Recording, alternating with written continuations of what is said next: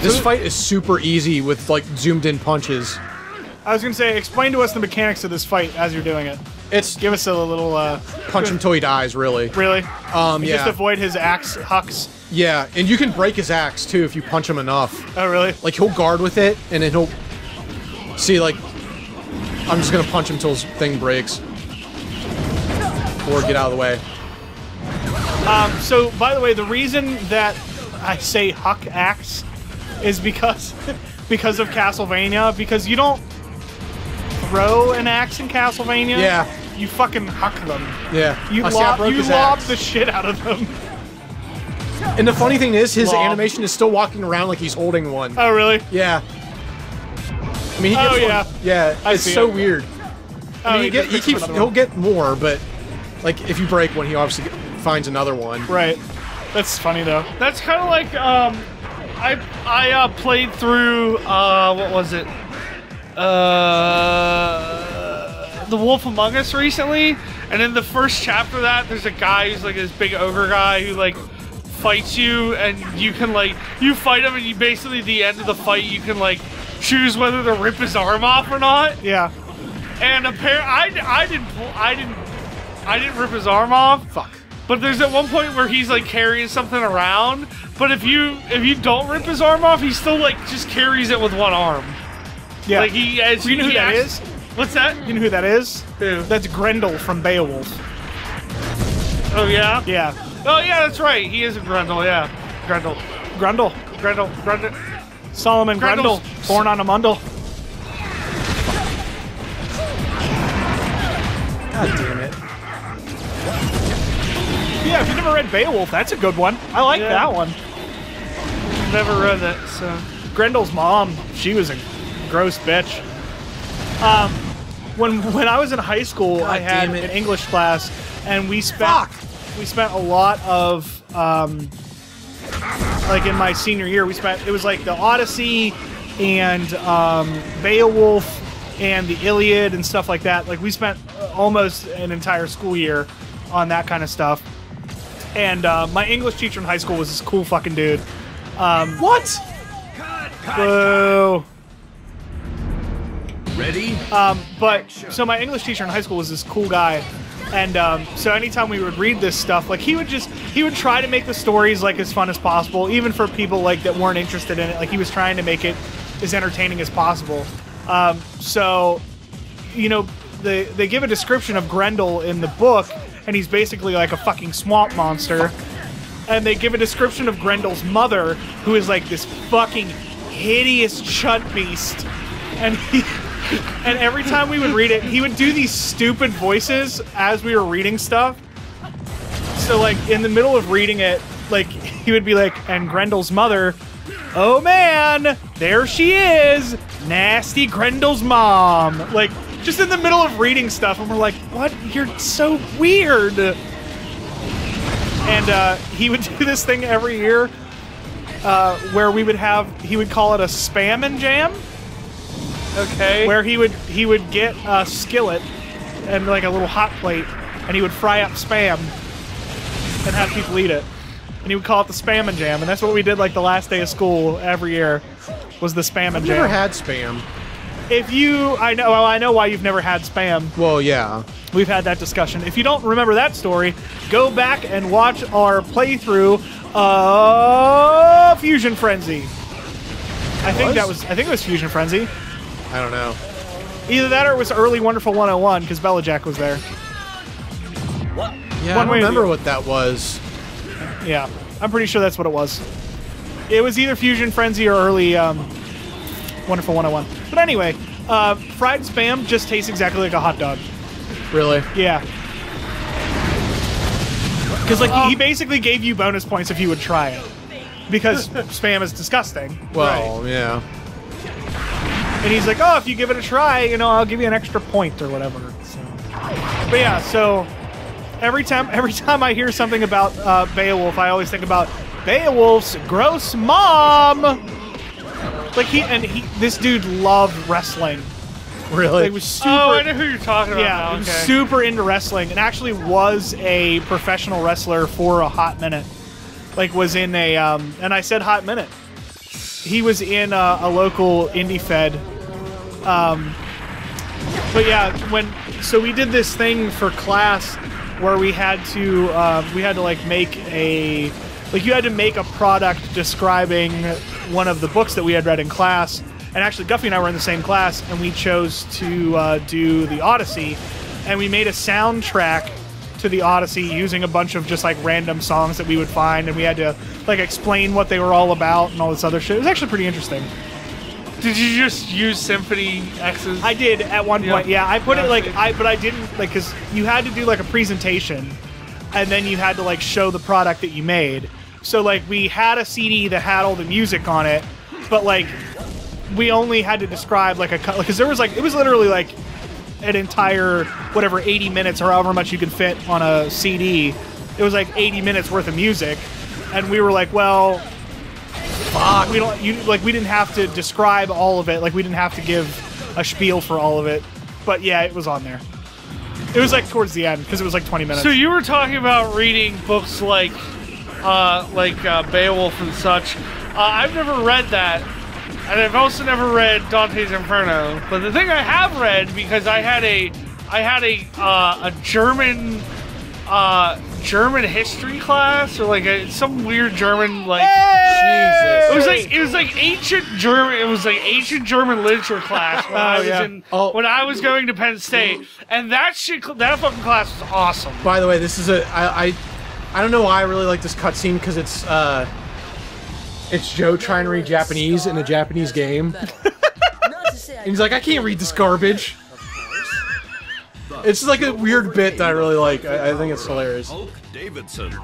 But on the blueprint that had fallen into his hand, just like look at this drawing, it's hilarious. The most terrible of plans. The Shadow seeking to stretch their evil power to the ocean itself. Like it's clearly Japanese handwriting. The underwater city of Mu. Already, water was starting to flood the city. Thousands of lives were at risk. Joe had no choice but to abandon the search for Sylvia and race to rescue the innocents of Mu. Dang, this is horrible. I can't even read this junk. But more importantly, a superhero needs a super ride. Joe boards his trusty Six machine and embarks on a mission to save the underwater city. Don't forget to see the next installment, 2 Million Leagues Under the Sea. Till then, ta-ta!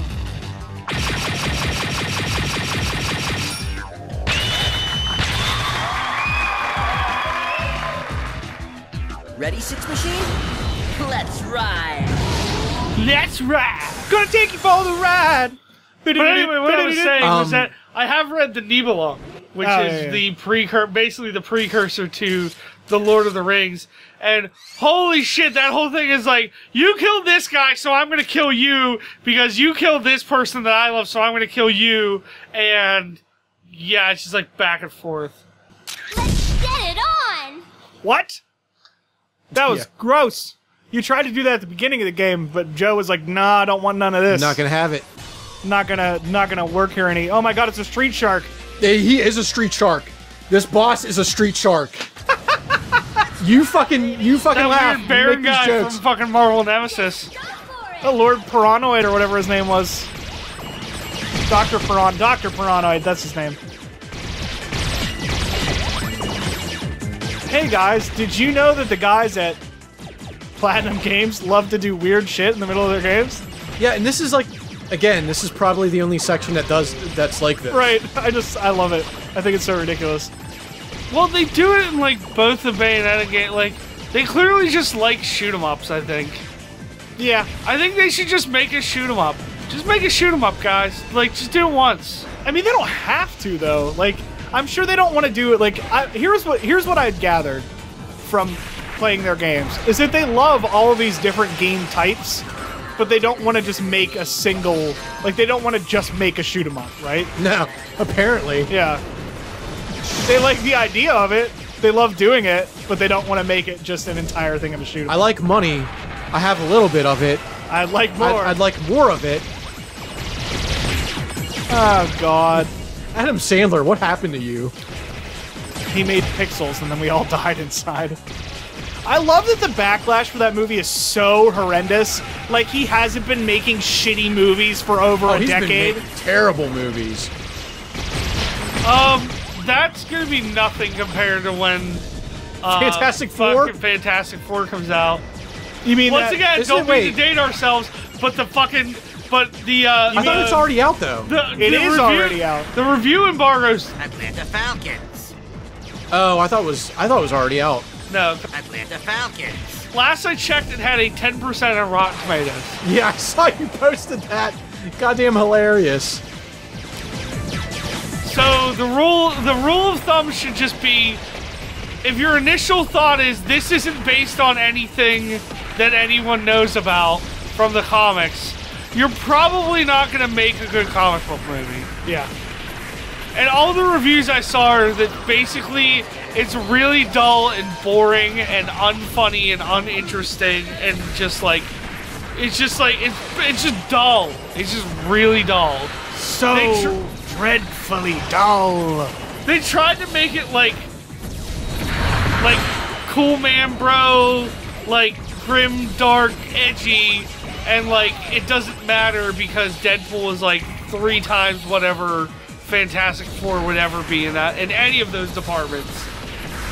Yeah. Yeah, that's a thing for sure. I just don't understand, like, and I mean, I've never been a Fantastic Four fan, so it's hard for me to say, but does anybody really care that, like, is there really a demand for Fantastic Four movies so much? I would if they made them good. Probably not that big, but it's one of those things if it's done well. Like, okay, perfect example. Who the fuck really wanted an Ant-Man movie? Yeah. But how fucking good was it? I don't know, I still haven't seen it. We should probably go see that. I keep hearing that. But like, it's one of those, like, why is there really demand of it? But if it's done well, like, why wouldn't you want to go see it? Yeah, no, I'm not saying that, but like clearly it hasn't been done well twice. You know what the best thing that came out of the Fantastic Four? The 90s cartoon. Yes. There was that... Because She-Hulk was in it a lot. She was? I didn't even fucking remember that. Yeah, she was. I just remember the Fantastic Four cartoon being, like, really good. Yeah, I liked it. It's just, like my issue, and this isn't the best thing ever to say, but I think we all kind of feel this way, is that, like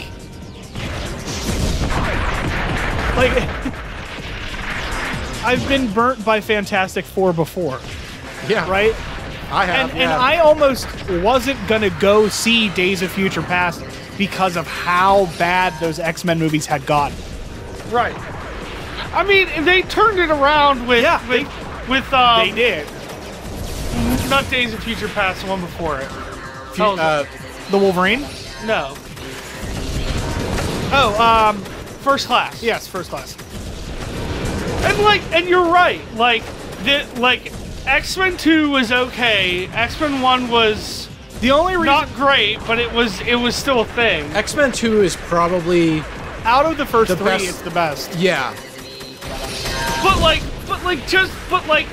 But X-Men 3 was so fucking atrocious because Bryan Singer was just like, yeah, I don't want to do this one, and they let some fucking douchebag who was like, I've done mostly like romantic comedies, like, yeah, that's gonna turn out well.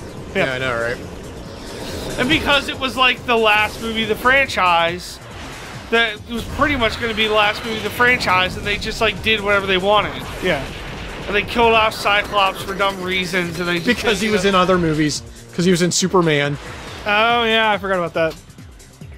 And like, say what you want about Cyclops being a dumb character, because he is, and he's an asshole in the comics and the movies, but like if you're gonna have a minute. Don't like.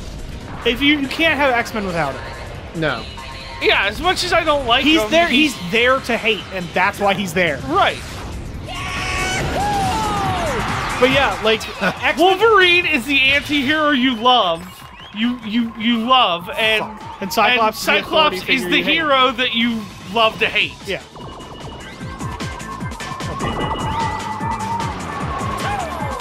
Fall in that giant water butthole. That's what it is. That's what it's there for. Warning, warning. So anyway, to quickly end my rant, like the X-Men movies almost lost me. So if a franchise Because of 3? Because of 3 and because of how bad Origins was.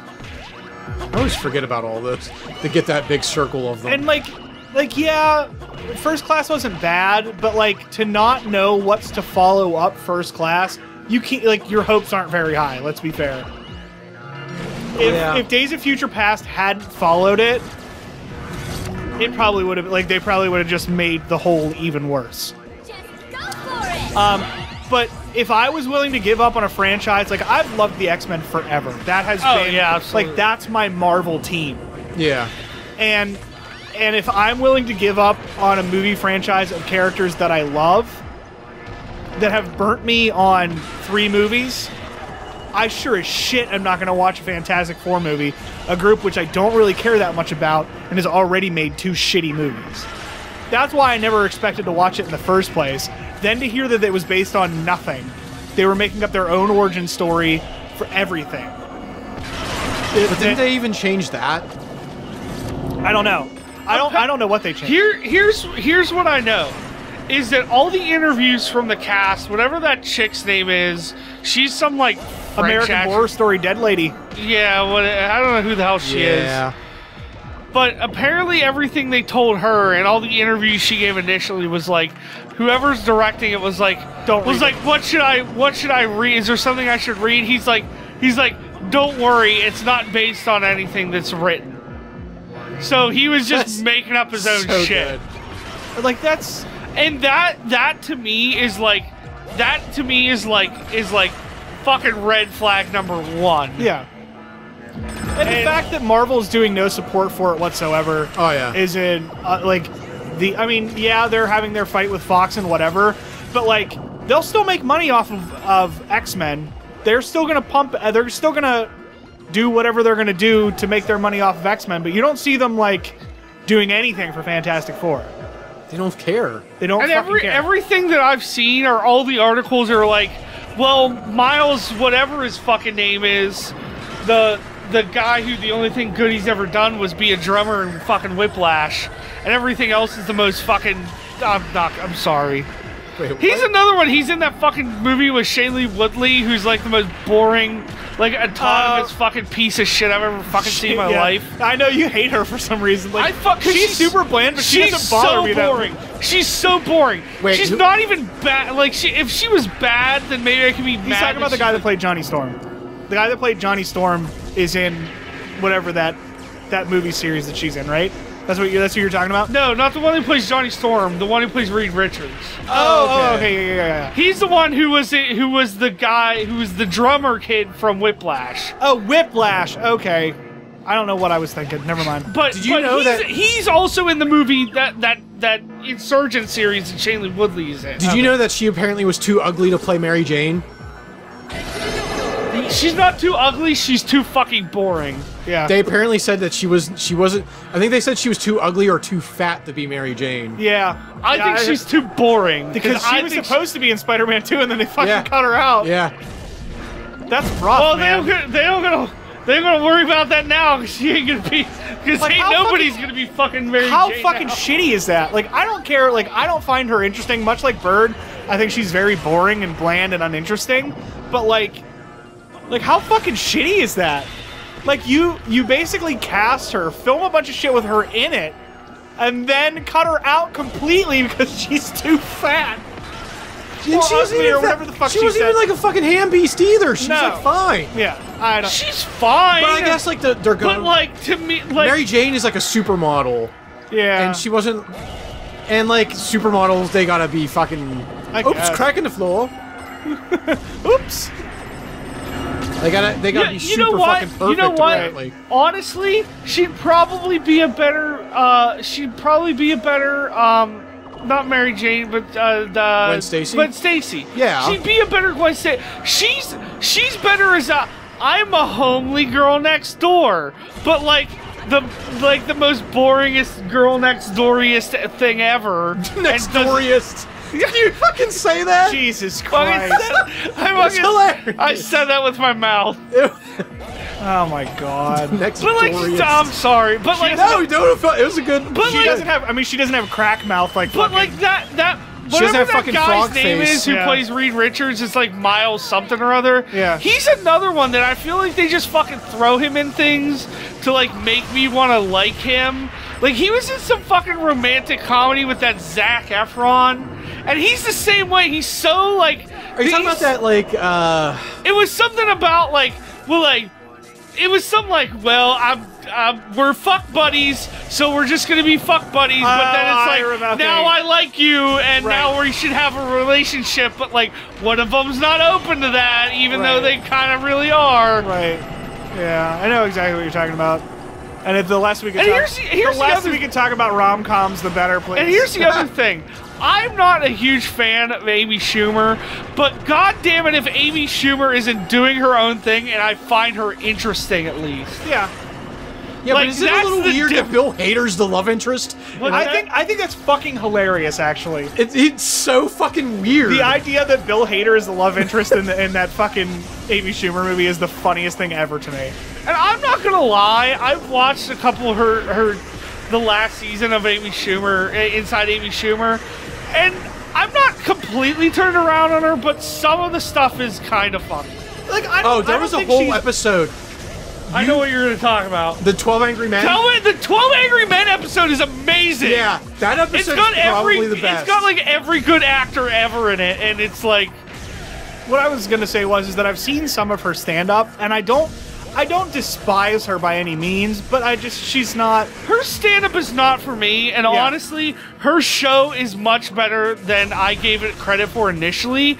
I don't think the first season was good at all, and the second season was like, had a couple of good things in it, and honestly, the third season turned me around a little bit, and I probably wouldn't hate to go see her movie, but like, I don't want to see her stand-up at all. Yeah. Like, her stand-up is just like, I'm an edgy chick who fucks a lot of guys. Like that's stand-up. That's the thing, though. Like that's like the typical, like the shoehorned female comedian thing ever. Yeah. Is that I'm either a whore or I never get laid ever. Yeah. Right. Like, and I hate to say that, but that's fucking true. Yeah, and honestly, that shit is like, I think that's why I didn't like her stand-up, and I still don't, is because I find that shit fucking tripe.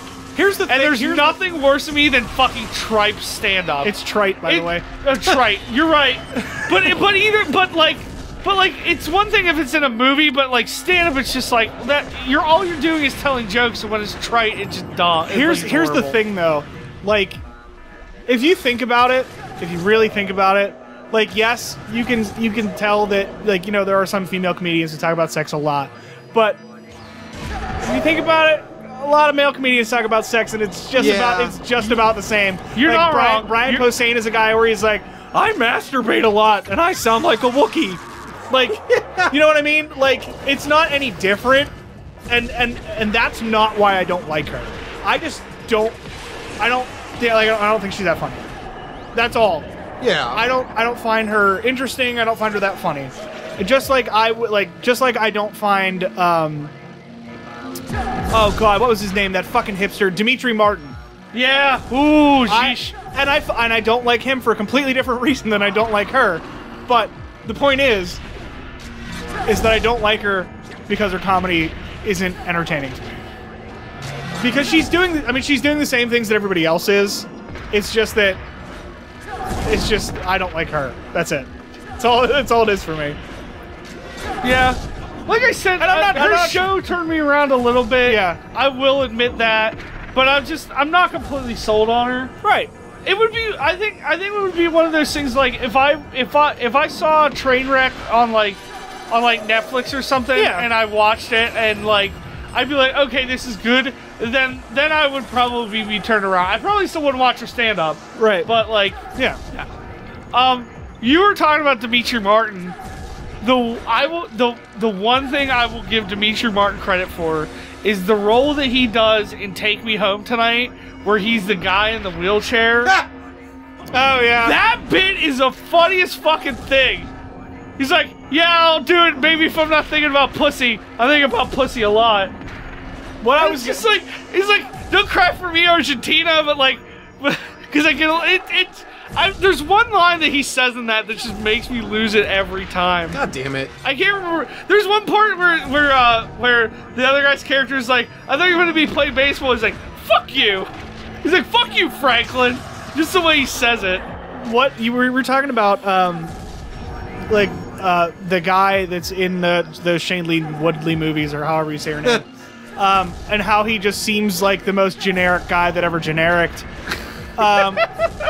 The one that always got me until very recently was Jesse Eisenberg. Has literally been the poor man's Michael Cera. He is. Yeah, but like now there's no Michael Cera because Michael Cera doesn't do anything anymore, which is weird. So it's just maybe like because he's too much of an adult now, but I don't know. I don't know either. It's a little weird, but like Jesse Eisenberg is the best that anybody can get to getting Michael Cera into things anymore. So it just seems like a lot of people are just taking that route.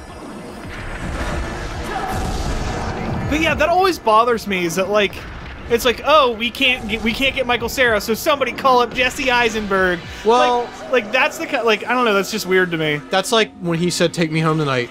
And I'm gonna say that, and also, Balls of Fury. Yeah. That guy that's in it, it's like the cheap Jack Black. Yeah. That's what he is. I like him though, and he's funny. I'm not. Don't get me wrong. He's not terrible. I'm just saying he's the cheap Jack Black. Yeah. Yeah. Absolutely. You're not wrong, but like, and I will admit, I've never seen Balls of Fury not censored, but really? like. Yeah, because it's always on Comedy Central. I was gonna say, I rented it a long time ago. But like, that movie is underrated as shit. Oh, it is. Well, here's the thing. If you look at it from an outside perspective, without knowing anything about any of the scenes or anything like that, like, I can tell you from experience, the first time I saw the trailer for that, I'm like, this is fucking stupid, and I'm not gonna watch it. Yeah.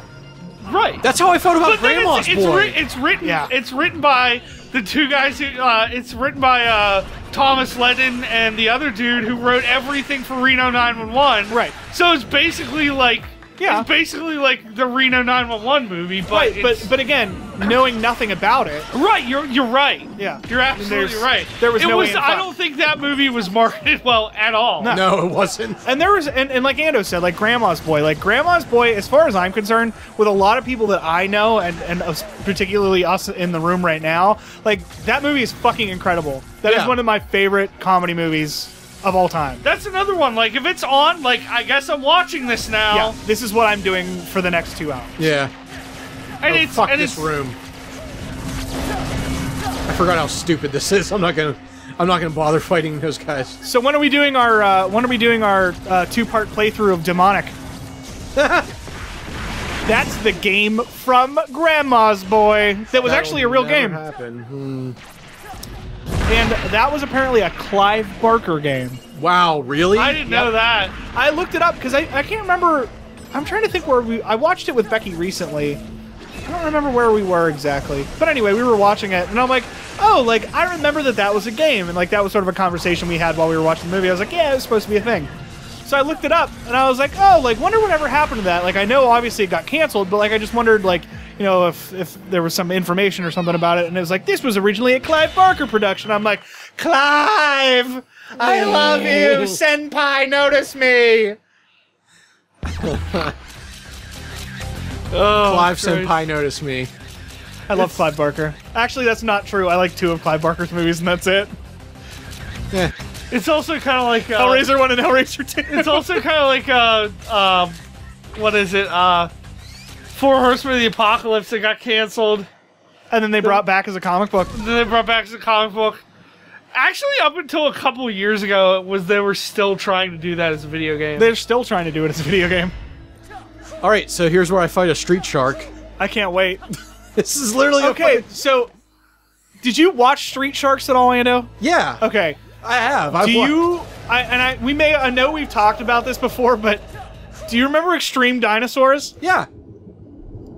I fucking loved Extreme Dinosaurs. Watch this JoJo pose he does when he gets out of the water. Oh wait, maybe I'm thinking of a different character. But listen to his voice. He sounds like a dingus. I like that his tail is spinning in a circle on his back. I like that he's wearing a scuba tank and a fucking snorkel. Well, you know, he's a water character bird, so he has to have That all these snorkel water is just like a snorkel to me. God damn it. Still the best song ever fucking written. Oh no, he does a JoJo pose here coming up. I forgot. You have to know, mate. He's like contort his body so like he's facing the wrong way but still looking at you. Yeah, here he does. Oh yeah! Oh my god, that's such a JoJo pose. Movie Land. I love how he says it. Oh. You thought I was a boss, but it was me, Street Shark. I love playing as him in the Red Hot Rumble game, which we will be playing. You play as all the bosses in the in Viewtiful Joe 1. I remember because I was Enzo the last time we played it. Enzo. I like that his legs are twitching. His legs are twitching. Gum. G-U-M. Gum. Gosh, do I have to spell it out on a chalkboard for you? Yeah, so they were showing because the Daily Show is ending soon. They were showing a bunch of clips of like past Daily Show stuff, and one of them was a black dude. I don't remember who it was. Dude, you're fucking wrecking his asshole. And yeah, zoom in punch fucking does a lot of damage. And it was someone behind him. It was one of the white guys with a gun. Damn it! Wait. What? When he flies and does that bite attack, he goes. Yeah. I'm gonna get you. I'm gonna get you. What was it? Oh, so the black community is talking. And he's like, yeah, if you're black, you shouldn't even carry a gun. In fact, don't carry gum because it sounds too much like gun. So when he was talking about gum, that's all I could think of. So as a kid, I loved Street Sharks, so much so that I bought a comic book about Street Sharks, because they had their own comic book series for a while for some reason.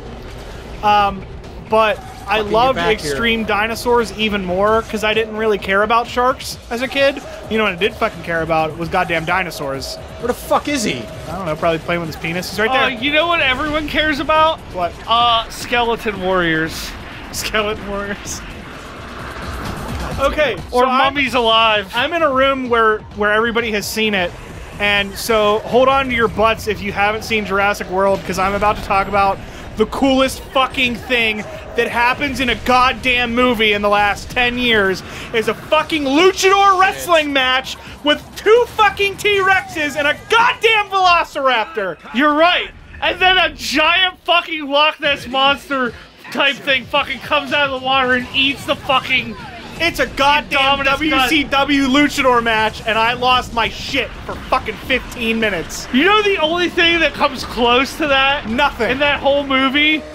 You're wrong, because a fucking Velociraptor gets hit with a rocket launcher. And I fucking stood up and cheered. Not kidding. I forgot about that.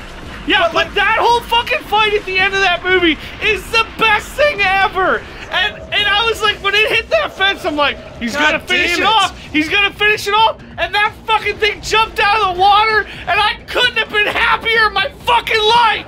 I think my favorite part about the whole thing is like, I'm enjoying the whole moment, but when the Velociraptor runs up the T-Rex's back to jump on the big like mutated thing, I was like, oh my god, it's like a luchador wrestling match. I'm shooting my pants right now. I didn't even think about that, but it's so fucking it's true. So fucking cool. They're just like, yep, we're gonna fuck this thing up. Fuck, and what about at the end? After the thing is dead and the T-Rex just fucks off, and then the Velociraptor looks at fucking Chris Pratt, and Chris Pratt just shakes his head no, and it fucking walks away into the fucking distance. Yeah. What the fuck is that? They had communications. It was like a real scenario. It knows that you're telling it no? Like, it's crazy. Like, it's so good I don't care, but it's still like, what the fuck? There are a lot of things in that movie where I was like, I don't think this makes any sense. But watch it, but a 15-minute luchador fucking Velociraptor T-Rex wrestling match makes up for it. I've said this to a lot of other people, and I don't know if I've said it on the show. And if I have, I apologize. But those two fucking kids and Bryce Dallas Howard's character for the first half of the movie are the first of all, shut up. I don't know why you're so mad about that.